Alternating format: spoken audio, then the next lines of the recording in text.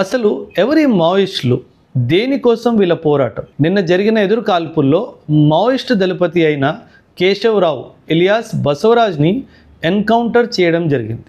1967లో west బెంగాల్లో నక్సల్ బారీ అనే ప్రాంతంలో భూ సంస్కరణ అంటే ల్యాండ్ రిఫార్మ్స్లో భాగంగా పలువురు రైతులకు కోర్టు ద్వారా భూమి ఇవ్వడం జరిగింది. అక్కడ ఉన్న ల్యాండ్ లార్డ్స్కి ఇది విషయం నచ్చలేదు. సో లోకల్ గూండాల మద్దతుతో, లోకల్ పోలీసు మద్దతుతో ఈ ఫార్మర్స్ మీద దాడి చేశారు.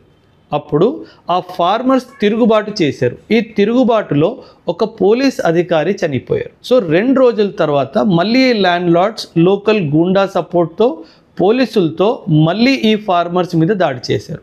అప్పుడు ఈ ఫార్మర్స్ అందరు కలిసి చారు మజుందార్ అండ్ కను సాన్యాల్ అనే ఈ 2 వ్యక్తుల నేతృత్వంలో మళ్ళీ దీనికి తిరుగుబాటు చేశారు. అప్పుడు మొదలైంది ఈ ఘర్షణ. ఇదే నక్సల్ బారీ మూమెంట్ల పేరు తెచ్చుకుంది. ఈ నక్సల్ బారీ మూమెంట్ని మావోయిజం అని కూడా పిలుస్తారు.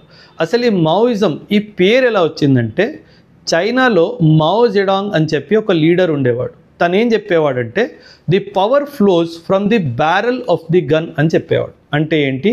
మాటలతో కాదు, న్యాయం యుద్ధాయుధాలతో, పోరాటంతోనే వస్తుంది అని భావించేవాడు.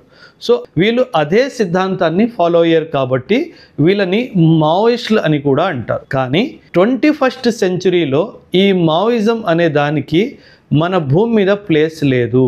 ఇప్పుడున్న మన పరిస్థితులు, మనం ఆల్రెడీ పాకిస్తాన్తో యుద్ధం చేస్తున్నాము. సో ఈ సమయంలో మనకి ఇంటర్నల్ సెక్యూరిటీ సిచ్యువేషన్లో మావోయిజం డెవలప్ అవ్వడం అన్నది మన దేశానికి మంచిది కాదు. సో నా అభిప్రాయం ఏంటంటే, ఒకవైపు ఈ మావోయిస్టులు ఎవరైతే ఉన్నారో వాళ్ళు ఆయుధాలని వదిలేసి స్టేట్తో మాట్లాడడం స్టార్ట్ చేయాలి. రెండో వైపు మన దేశం కూడా వాళ్ళ ప్రాంతీయ ఆకాంక్షలు ఏవైతే ఉన్నాయో వాటిని అన్నిటినీ మేము నెరవేరుస్తామని చెప్పి హామీ ఇచ్చి ఇద్దరు కూర్చొని ఒక ఒప్పందానికి రావాలి. ఎందుకంటే ఇప్పుడు ఆల్రెడీ మనం పాకిస్తాన్తో యుద్ధం చేస్తున్నాము, ఇంకోవైపు చైనా కూడా మనకి ఎనిమిగా వస్తుంది. కాబట్టి ఈ సమయంలో ఇలాంటి ఇంటర్నల్ సెక్యూరిటీ ప్రాబ్లమ్స్ మనకి మంచివి కాదు.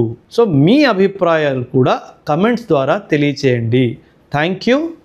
జై హింద్.